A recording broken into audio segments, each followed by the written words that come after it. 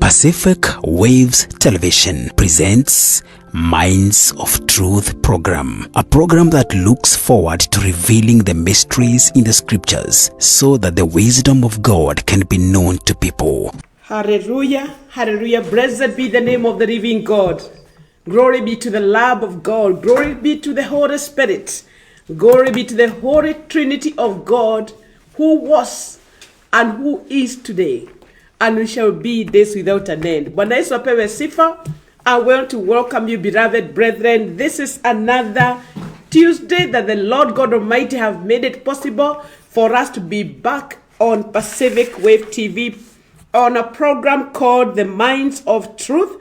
We are streaming right from USA, Washington, Federal Way, and actually we thank God for giving us another opportunity.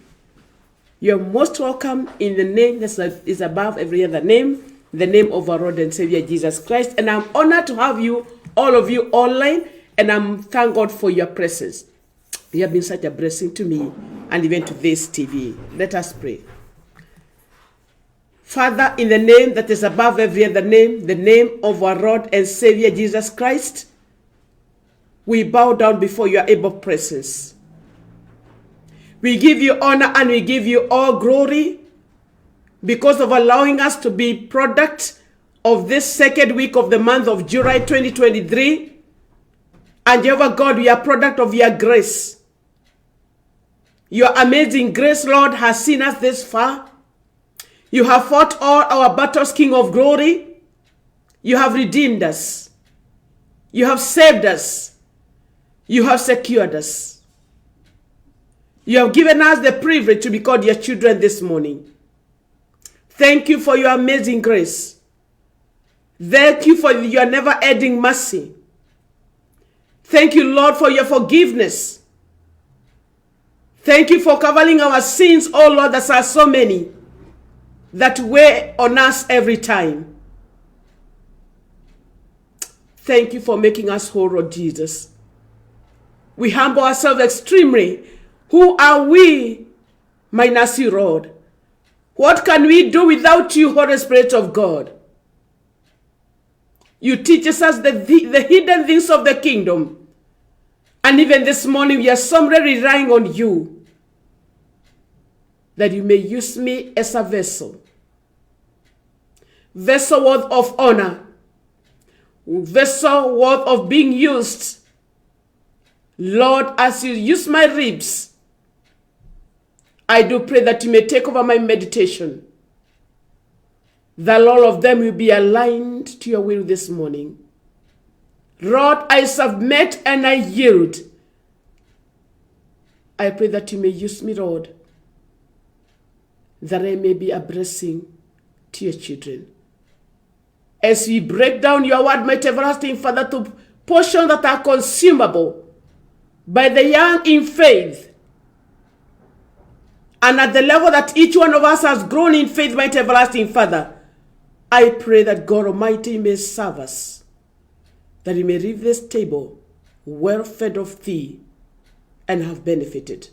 I release your power, your word with power and anointing, as a two-edged sword, O Lord, that it shall rebuke, it shall correct, it shall heal, it shall restore, it shall rebuild, O God Almighty, and it shall accomplish so many other purposes that you purpose it to be for this morning. For this is our humble prayer of faith and thanksgiving through Christ our Lord. Amen, amen, amen, amen, amen. Hallelujah. Brethren, we are honored this morning to be once again in this very program. The last week I was here with you, dear beloved, as we were actually sharing on pruning. We were here last week on Tuesday sharing about pruning. And it's my prayer that you have continued to yield and submit yourself to the pruning process so that you can be able to bear more fruits. It's my prayer that the gardener, who is the Lord Jesus Christ, is continue to work on you. How you have been letting go and letting go and letting go and letting go, and it is painful. But once again, when we let go of that weigh us down, we are able to yield more fruits. I hope you are continuing to be connected. I hope you continue to understand that minus the Lord, you can do nothing. Today, the Lord wants to speak to us on something very different. And the Lord gave me the topic of stick to the plan. Kaa kwa plan. Stick to the plan. And the Lord is calling them plans, not plan. Various versions could be talking about something different, but today I am speaking in regard to plan. Mufago, Mosoro. And when I was thinking about the plans, we shall be drawing a word this morning from Jeremiah 29. When I was a young child and I was a Sunday school student, I used to see a wall hanging that was put there by my dad that used to say, it was a quote that actually been written by one of the first archbishops in Kenya called Festus Olang. And that hanging had been given to my dad. And it could lead, for I know the plans I have for you, says the Lord. It was put right directly so that when you get into that sitting room, that small sitting room, that was the first thing that could catch your eye. That for I know the plans I have for you, says the Lord. And therefore we could recite, and my dad could tell us when visitors come, when bishops who used to be frequenters of our home could come, we were told to recite that without even looking. And therefore, we started singing this one when I was 5 years, 6 years, 7 years there. For I know the plans I have for you, says the Lord. Plans of warfare are not for evil, to bring you a future and a hope. And today, therefore, beloved, the Lord gave me the topic, stick to the plan. Stick to the plan. Stick to the plan. And when I was going through this, the Lord reminded, I love remodeling. We call it here in Kenya, we call it remodeling. We call it construction. I like construction. Honestly, I like construction. Mujego. Mimi ni jamaa wa mjego. I like building structures. That's my home base. That's where I thrive best outside my mainstream job that I do here. And sometimes, we have put several structures, some for the corporation that I used to work for back in Africa. Others are where I had my own interests as well as my family issues are concerned. And I used to admire what the architects, there's a combination of engineers who comes out for a structure to be built of whichever size, of whichever magnitude, be it a small one, be it a small toilet, be it a big building, small and medium and mega, the skyscrapers. There are some engineers who are involved to do various drawings that are supposed to be followed by all the contractors when they are putting up that construction. We have got the architects. And the architects are the ones who specialize in the authentic function of a special design. Architects in a very simplified language for all of us to understand. Architect ndio wale wanachora. Wanachora wanasema sasa hii this will be the sitting room, this will be the bedrooms, that will be what they provide. They draw for you in an architectural way or in a professional way, capturing all the dimensions, capturing all the measurements. They are the ones who show you, you can provide this here, you can provide this here, you can provide this here. There will be the measurement. Here, New by Kisimbamba, when the building is elevated, it will be like this. And sometimes when I love the technology. These days, technology is coming out whereby you can even be able to see that building from the structure, from the aerial view, from the side view, from the front view, and even sometimes it is, if the architect go ahead even putting the structure type of models. If it is a bed, they show you where that bed will be, the living room, the lounge, the ward, the swimming pool, name it. They're able to come out with the whole design of the structure, and they specialize on that. We have got some other engineers who come inside there.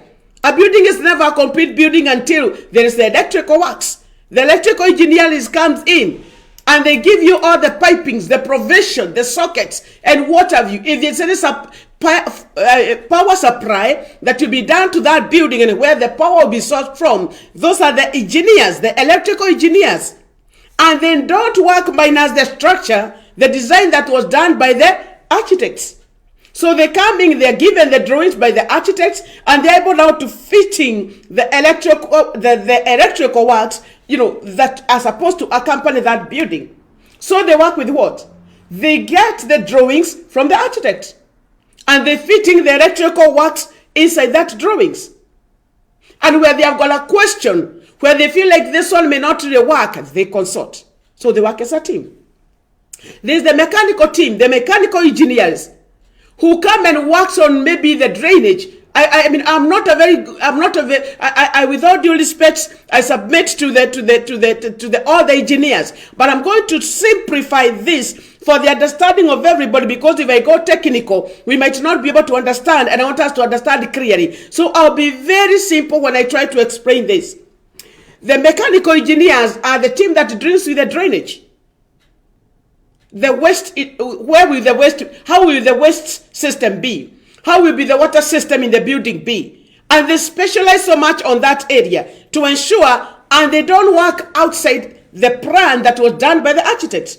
So they bring in where will the drainage, where will the water in the kitchen, how will the water in the kitchen, where will the position of the sink be?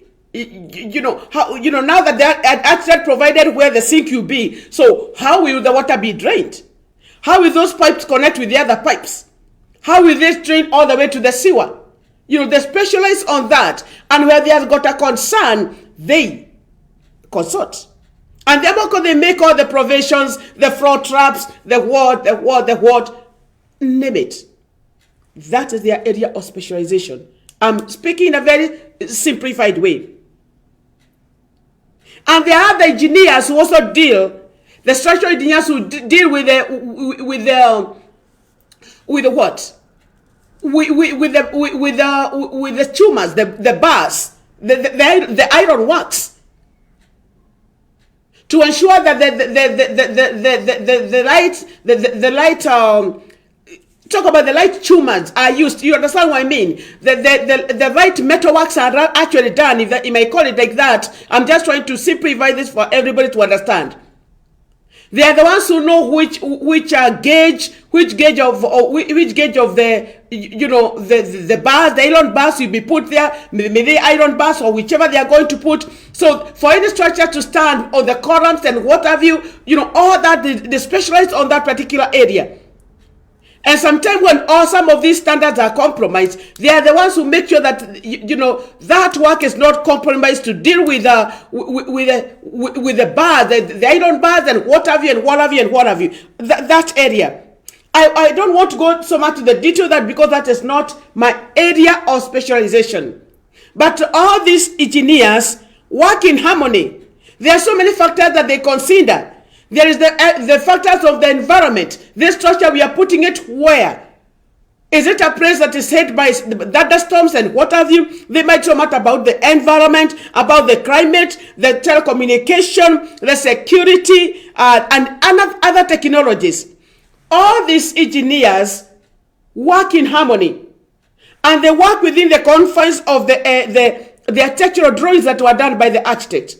And this team, sometimes you go, when you go to some particular sites, you can go and lead on that site. There is normally the bar that is there, and it's written, this is the lead architect, and the civil engineers are these ones, the electrical engineers are those ones, structural engineers are those ones, electrical engineers are those ones. All that's a consortium team that work to make sure that that particular structure is not compromised. When you read in Jeremiah 29, talks about the plans. And beloved, when any of those standards, each engineer come inspecting during the site inspections, and they come to check their area of specialization, whether things are done in accordance with that. And my brethren, today we were talking about sticking to the plan. Sticking to the plan. And the contractor, when he is doing his construction work, he must remain confined. He must confine himself, and that is why we normally have the site inspections, to ensure all the architects comes and make sure that this building, it is flowing, it is going in line with the drawings in terms of dimensions and any other provision that is therein. The electrical team comes out to inspect their work. The mechanical engineers also come to inspect their work. and the rest of the engineers for any site inspection to take place. Why? So that at various levels, they go making sure that these are flowing light from the excavation level, light from the foundation level, light when those bars are interlocked and they are being fixed and they are rocked together, and sometimes when they feel like some of the materials are compromised. Back in our country, Kenya, they take those materials and they are taken to the government chemist to be tested whether they measure to the standard. If at all they are compromised, they have to be exchanged with a standard that is acceptable through the organization that sets the standards of such like materials.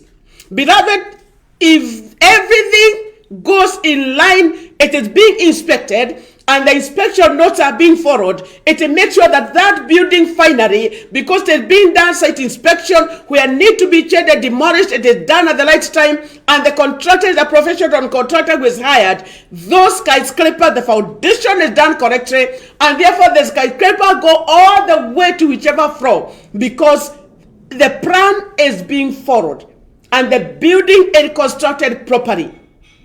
And therefore, when all the environmental factors may hit that particular type of a building, it is never shaken, never goes down. Because the contractor sticks to the plan. The engineers stick to the plans. The subcontractors stick to the plan. And everybody sticks to the plan. And don't forget, it was being by professionals. If you go get quack engineers, and they compromise on the standard, and they are bought in, what happens? Mega buildings come down. Why? Because some standards were compromised. We are saying today, we are talking about sticking to the plan. Sticking to the plan. And therefore, in our personal life, what about sticking to the plans? We are drawing from the book of Jeremiah, and that is chapter number 29, and I'll read all the way to 11 so that we can understand who are being addressed to stick to the plan. Because some people had thought they would not stick to the plan, had some false prophets had come to the children of Israel when they were in exile, false prophet, diviners, and had given them wrong promises. And God through Jeremiah spoke to Jeremiah and spoke to the group of people we are going to see here. And you tell me and yourself whether you are within those groups. When the Lord looked at them and saw how much they wanted to compromise and get out of the plan, and God had categorically said, you will stay in Babylon for 70 years. Let's go to the word. Jeremiah 29 and the verses 11. This is the text of the letter. This is the text of the letter. So note the letter. So there was something written down. It was not verbal. Because if Jeremiah could have sent somebody with the verbal words, they could have been distorted and changed, even sometimes to fit the interest. And that's why drawings are done and they are written down. If anything, those drawings are even taken to the government authorities for approval, so that the engineers on the other side who can be very impartial, I mean, they are able, they have no interest on that particular drawing, they approve and they check. Those drawings. Therefore, the plan is normally written down, and it is even appended signatures of the various authorities, and it's given to a contractor to work with it. He must stick to the plan. Our word is stick to the plan. Let's hear. This is the text. This is the text of the letter written that the prophet Jeremiah is coming from a source sent from Jerusalem, from a certain office that was in Jerusalem. To who? To the surviving elders. Underscore. To the surviving elders. Just like how drawings can be done and they have been sent to contractors, to the engineers, to the subcontractors. This is what you must do. You must you must remain within this. And the station was somebody called, we call the site clerk of works, to ensure that on every day-to-day details before the engineers come for the site inspection, the clerk of works is doing the needful. Hear this. To the surviving elders, that is number one. To the surviving elders, we write number one. to the surviving elders among the exiles, wale walikuwa katika exile, and to the priests. Number 2, the people who are being written to this letter were the priests, the prophets, and the prophets, and all the other people Nebuchadnezzar had carried into exile from Jerusalem to Babylon. This was after King Jehoiakim and the queen mother, the court officials, and the leaders of Judah and Jerusalem, the skilled workers and the artisans had gone into exile from Jerusalem. There are some other people who are being added here. The King Jehoiakim, King Jehoiakim, the queen mother, the court officials, and the leaders of Judah, and the leaders of Judah and Jerusalem, and the skilled workers. The skilled workers, experts of area, and the artisans, who was really left behind. Who was really left behind? If you thought you are left behind, the word of God is saying, and to all the other people, you and I. And then he entrusted the letter to Elashi, son of Shepho, and Gamaliel, son of Hilkiah, whom Zedekiah, king of Judah, sent to Nebuchadnezzar in Babylon. It is said, this is where the word is. This is what the Lord Almighty God says. Who? The Lord God Almighty. This is what the Lord God Almighty, the God of Israel, says to all those I carried into exile from Jerusalem. Beloved, it is important for you to understand. It is not who Jeremiah carried. It is whom God carried. God allowed the children of Israel to go to exile. Actually, he made Nebuchadnezzar to come and take them to captivity. And that is why he is remembering them. Beloved, I don't know which captivity you are in today. But even if you are in captivity, the Lord is saying, for I know the plans I have for you. And for you, when you are in captivity, you must remain as the word shall show us here below. Sometimes we end up in captivities of various kinds. The captivity of sickness, unemployment, barrenness, various captivities that we know normally go. And sometimes the Lord allows us to be in captivity, so that when we come from those captivity, we are able to worship the Lord into the Spirit. I'm surprised to understand here that for children of Israel to be in captivity, it is the Lord who allowed it to be in captivity. Here, there's that in verse 4. This is what the Lord Almighty, the God of Israel, says to all those I carried into exile from Jerusalem to Babylon. Surviving elders, priests, prophets, all other people, officials, the leaders, the skilled workers, the artisans, the King Jehoiakim, Queen Mother. I am saying this to you because I know you are there. And those who are surviving, those who had gone, that was okay. He told them, this is what the Lord God Almighty, the God of Israel, says to all those I carried into exile from Jerusalem to Babylon. Build yourself houses and settle down. Usishinde, the 70 years must end. But as you build yourself houses, that is part of God's plan. Building yourself houses, that is part of God's plan. Beloved, sometimes, does it really make sense? You are in exile. You are desiring to get out of exile. But you are busy. Unafunga mzigo kila siku. Unafunga mzigo kila siku. Because you are crying to the Lord and crying to the Lord. Oh Lord, change the situation. Oh Lord, change.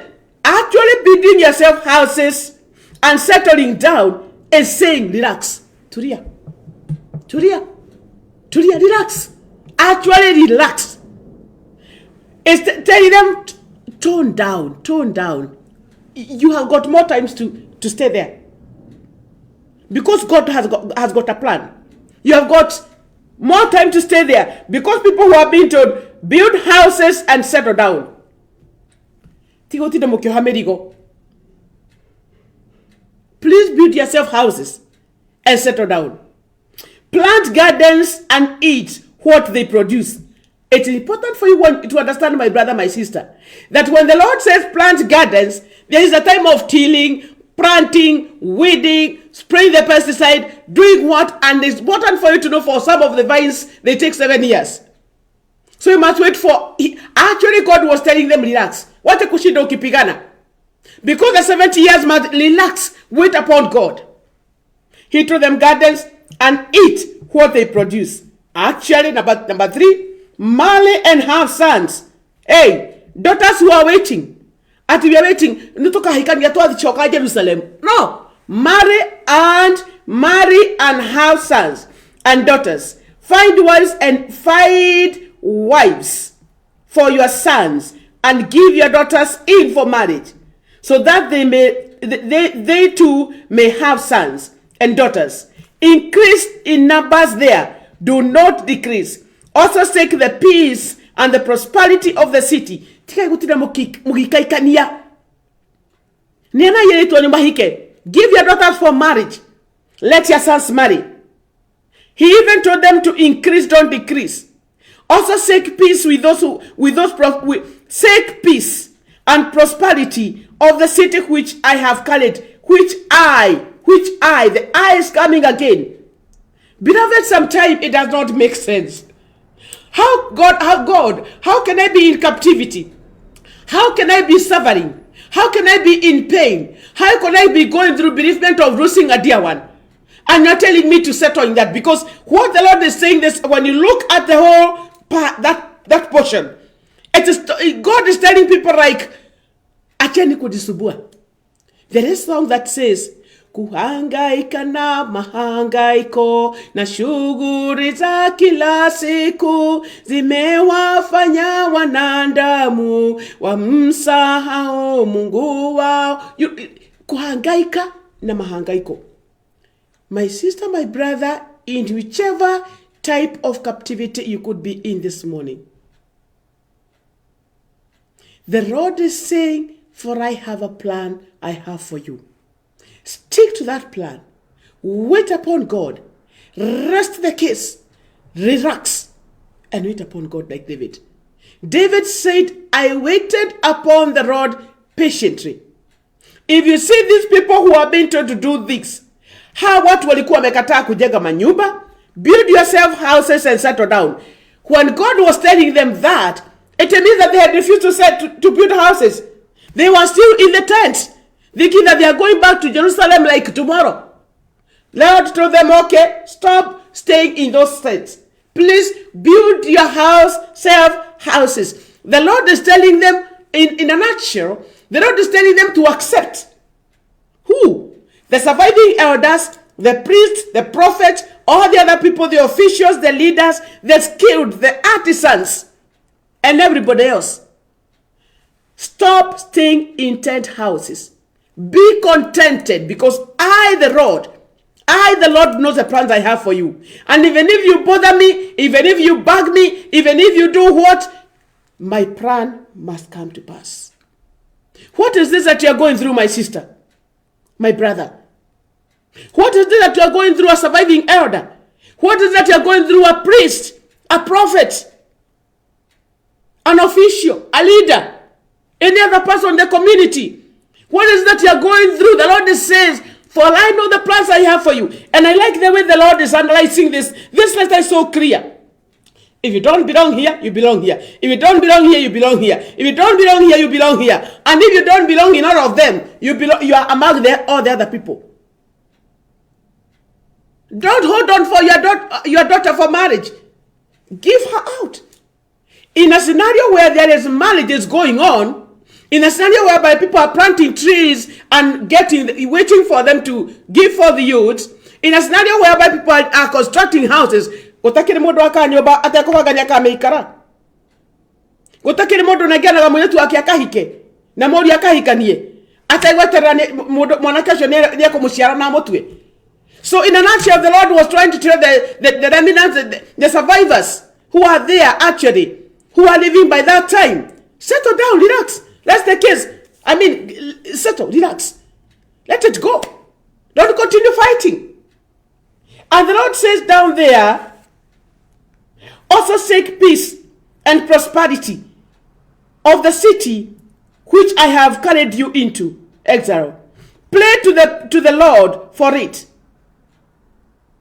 Seek peace with the situation that you are in. Accept that is God who is with you. And especially so when you know that you are in the divine plan of God. Yes, this was verse 7.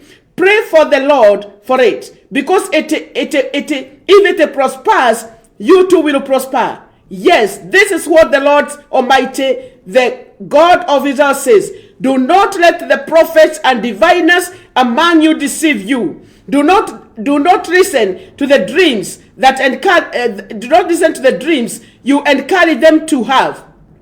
They are prophesying lies to you in my name. I have not sent them, declares the Lord. 10. This is what the Lord God says, not what those diviners are telling you. So many people are being cheated in the uncomfortable situation that they are in. Oh, that there's the way out, there's the way out, there's the way out. The Lord is saying, they are cheating on you. They are lying on you. I have not sent them. I am telling you this. Verse 10. This is what the Lord God says. When 70 years are completed for Babylon, I will come to you and fulfill my good promise to you. My sister, my brother, if you're going through an ailment, allow it. If you're going through bereavement, allow it. If you've got a dear one who the Lord wants to promote to glory, allow it. If you are unemployed today and you're waiting upon the Lord to give you a job, allow this time. If your children have wavered away and you have been praying for them, continue praying. Allow it. It is true. That is what is happening. And the Lord is saying that when the 70 years are over, kwa hivyo, we shall not remain in captivity. Beloved, the word of God is saying, we shall not remain in captivity. That is the word of hope. When this period is over, when this period is over, when this period is over, when this period of humiliation is over, when this period of disgrace is over, when this period of physical challenges is over, when this period of fighting is over, it's over. It must be over. Make peace with it, because the hand of God is at work. The Lord is saying, this is what the Lord God says, when 70 years could be 1 year for you, could be whichever undefined period for you. When 70 years are completed for Babylon, I will come to you and fulfill my promise. Fulfill my promise. Fulfill my promise. Your Abrahamic children, I will bless you. I will fulfill my promise to you to bring you out to this place. For I know the plans. I talked about the plan, brethren. We talked about sticking to the plan. Relax in the plan, my sister, my brother. Don't go this way, don't go this way. Don't try to find your own ways. If the engineers say this is the way to be done, it must be that way, and not otherwise. You try to cut your own shortcut. You try to compromise any of the materials. Beloved, the plan, the whole thing, the whole process is compromised. It doesn't matter how much has been invested in that. Beloved, the Lord says, conclude, for I know the plans I have for you, declares the Lord. Declares Jeremiah? Declares the Lord. For I know the plans I have for you, declares the Lord. Plans to prosper you and not to harm you. Plans to give you. Plans for what? To prosper you. After when? The 70 years are over. So my sister, you shall not remain in captivity forever. Captivity in Aisha. As per God's plan. And the Lord is saying what? You know, I preach on this program about how God can catapult you. For Joseph, he remained in a period of from when he was 17 years all the way until when the 70 days were over. In one night, when he interpreted the dreams, my goodness, my Father, my God, the 70 years were over. He was pulled from captivity or being a slave who had been sold all the way to the second in command. When the 70 days were over for Sarah, In many years of barrenness, she was promoted from being barrenness to becoming the mother of Isaac. The lineage where Jesus Christ came from. When the 70 years of Ruth were over, when 70 years of Mephibosheth were over, your 70 years will be over, my sister, my brother. Relax wherever you are. The Lord says this, after 70 years are over, declares the Lord, I will bring you prosperity. I will prosper you and not harm you. Plans to give you hope and a future. All of us, brothers, we pray for a future that is full of prosperity and peace. And therefore, God is telling us, relax. Stay in the plan. Stay in the plan. Stick to the plan. God is seeing everything. Remember, he said, I, the Lord, am the one who took you. But I was to use of God Nebuchadnezzar. I was to use Nebuchadnezzar to take you where I want you to be. So that when you come from captivity, you shall worship the Lord in truth and in spirit. My sister, my brother, what could you be going in today? Accept that is what is there. Be in terms with it. Accept it shall be over. And the Lord will come to fulfill his promises unto you. My sister, my brother, don't get for yourself avenues. Stick to the plan. Stick to the plan. Stick to the plan. Stick to the plan. If you had diverged looking for your own ways, stick to the plans. The Lord is aware that you are in Babylon. He is the one who took you there. He's the one who will get you out there. Don't listen to the false prophets. They are lying on you. The Lord has a plan. Please, usijitafutie suluhisho. Stick there. May the Lord give you the grace to stick in the plan. Father, we thank you. Father, we give you honor. Father, we give you all the glory. When you took the children of Israel to captivity and you allowed them, Nebuchadnezzar, to come and get them all the way to captivity, this followed when they rebelled against you. You sent your prophet, they killed them. You sent your prophet, they did not listen to them. Until God, you are so much annoyed with them. And you say you shall allow them to be conquered from Jerusalem. They be removed from the place where they were comfortable, when they enjoyed peace, in the city that was fortified, that went into ruin. And you allow them to go to exile. With a plan not to finish them, but with a plan to chasten them and to destroy them, because that's what a great father does to his children that he loves. And you told them, from captivity they shall worship you in truth and in spirit, for they shall have known you as a father who is kind. This morning, God, we could be in captivity of various kinds. Gracious Lord, give us the grace to come to terms that we are in captivity, not because you hate us, not because you don't think good of us, but you want us to pause and take a time to love you from the bottom of our heart, to understand you, to fear you, to walk in your knowledge, oh God. And therefore this morning I pray for my listeners, wherever they could be, Father, I pray for grace. I pray for grace to accept the plan, because you say after the 70 years are over, you shall come by, Father, to fulfill your promises. Help us to understand. Unatuwazia mema. You're thinking well about us, and help us to come to terms with it. And above all things, to continue listening to your voice as you plan to bring us out of captivity, for you know you have got a great plans. Save us from diverging. Save us from getting other advices, so that we can remain within your plan, just like the contractor made the plan and the building is made complete. In the name of the Father, Son, and the Holy Spirit. Amen, amen. God bless you, women, children of God, and please stick to the plan. Until next Tuesday, shalom, shalom, and God bless you. Scriptures are a mystery that requires revelation, and a true revelation. You cannot read scriptures as a novel or a newspaper. Scriptures testify about Christ, the Word, the vision, and the master plan of God. Pacific Waves Television presents Minds of Truth program, a program that looks forward to revealing the mysteries in the scriptures so that the wisdom of God can be known to people. For example, what is the mystery behind John chapter 1 verse 1 and 2, which reads, "In the beginning was the Word, and the Word was with God, and the Word was God. He was with God in the beginning." What do you understand about the covenant box? What do you know about the meaning of the gates of Jerusalem? The truth lies at Minds of Truth show, hosted by anointed servants of God. Tune into Pacific Waves Television. Stay tuned.